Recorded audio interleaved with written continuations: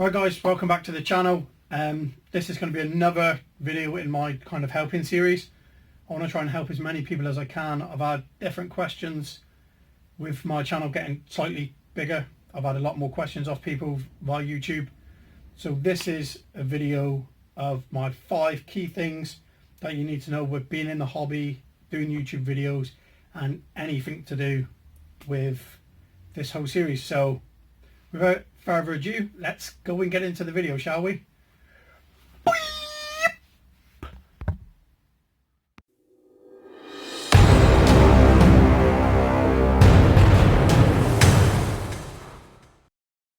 Right guys, so number 1, social media.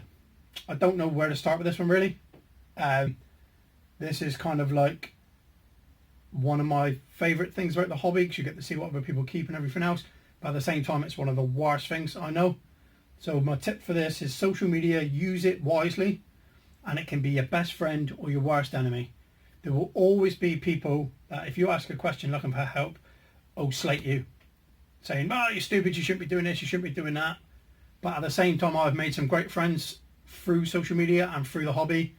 So just be careful what you're doing on there, and if you need any help, go to certain people in the hobby that will actually help you. And worst comes to worst, come to me. If I don't know, I can ask those people that you may not be aware of. So that is my number 1 golden rule, is social media, use it wisely. Right guys, so number 2 on the list is when it comes to keeping tarantulas, this isn't necessarily a YouTube thing or a social media thing or anything. It's purely for keeping tarantulas. Do your research. That is the main thing I can tell anyone when it's keeping spiders in the hobby or keeping any animal, not necessarily in the hobby, a dog or anything like. Do your research. Find out about the breed, the species, whatever you want to call it. Find out first what you're going to do. I've had multiple people get hold of me asking what's a good first tee, and I always give them the standard answers like Brachypelma humores, Talitocatl vagans, your GBBs, your versicolors, even though that can be harder to look after, so I wouldn't necessarily recommend one of them. But to be honest, there's times I feel like saying, if you do the correct research, you could get an OVT, a P. metallica, a Thailand black. You can get any of these, what I seem to be the HMAC even, aggressive species or like venomous old world species. As long as you've done your research, it doesn't really matter. I think apart from my LP and my Brachypelma humore, which were my first 2, my third purchase was actually Poecilotheria metallica, and that's still going great, and I was like brand new into the hobby at that point. Difference was I bought it, and then for the next like 3 hours I researched non-stop, watched different videos, which there will be a future video coming out explaining if you're looking for certain things, channels I would suggest. Now that would be my opinion, so if I upset anyone, it's my fault. But that is big tip number 2. I look like I'm swearing at people, I apologise. Yeah, do your research. It's the main thing that anyone can do getting into the hobby.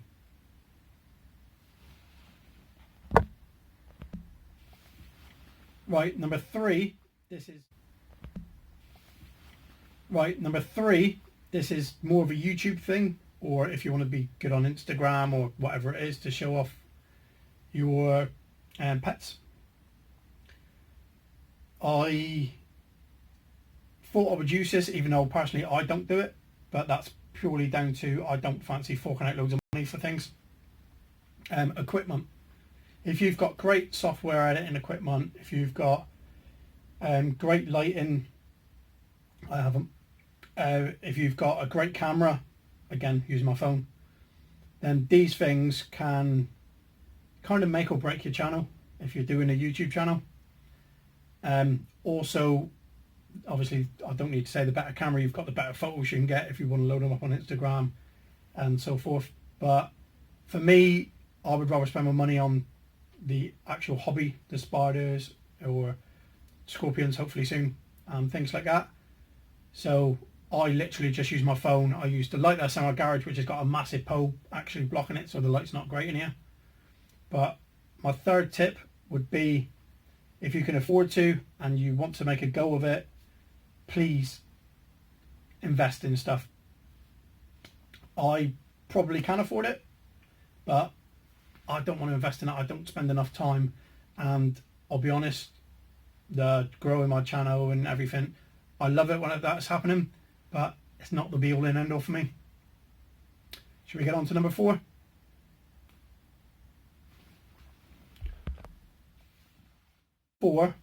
I'll put a link above for a video that I've done, which was saving money on heating for the hobby.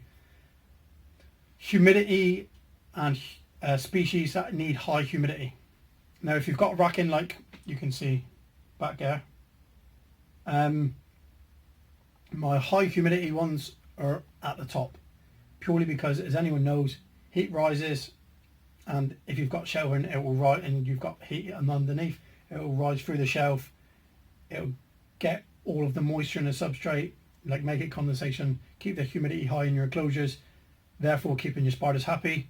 So my personal opinion, people will probably slate me in this video, but is high humidity spiders, if you keep them higher, it keeps them more humid, but you need to remember, if they're getting heat from underneath of some kind, whether it be a heat mat with loads of substrate, because if you don't have enough substrate, you're burning the spider. Remember, you're going to have to moisten that substrate more often. So I probably missed my high humidity teas twice, sometimes 3 times a week, depending on how the enclosure is looking. So tip number 4 is high humidity tarantulas. If you have a racking system, keep them towards the top where the heat will rise to.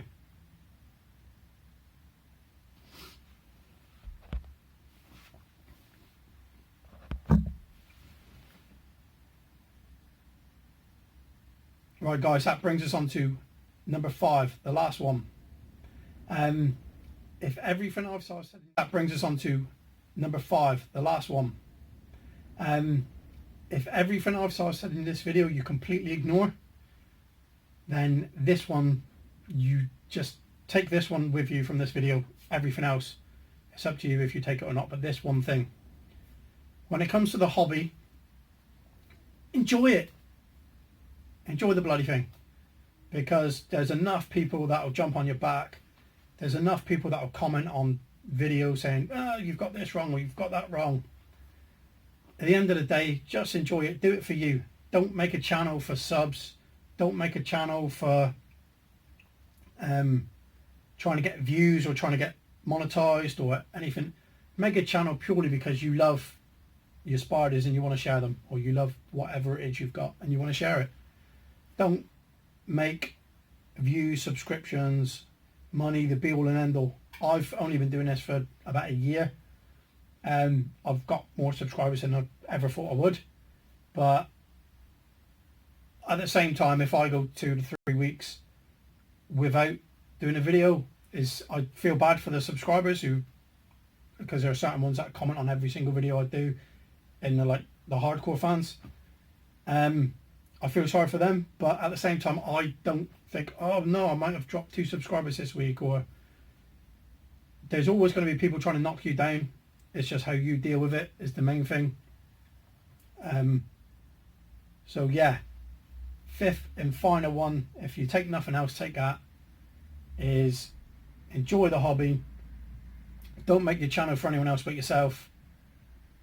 And remember, there are always people out there willing to help.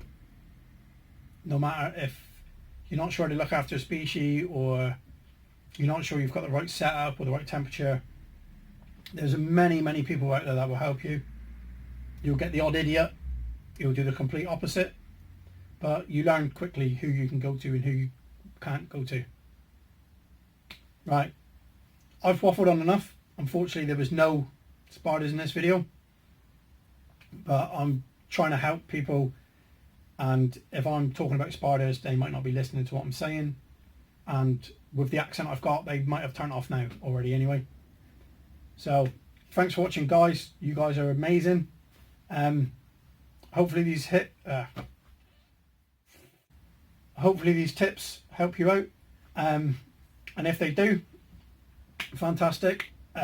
Just a quick update, I'm not sure what the date I'm going to upload this is. I'm filming it on the 14th of February. The 1st of March is Bugfest. Let me know in the comments if you're going to Bugfest. Come and say hi if you do. If not, let me know you're going to be there and I'll come and say hi to you. So, providing you've got a channel and I know what you look like, I'll come and say hi to you. But, as always, I'm Al. You guys are awesome. Hasta la bye bye.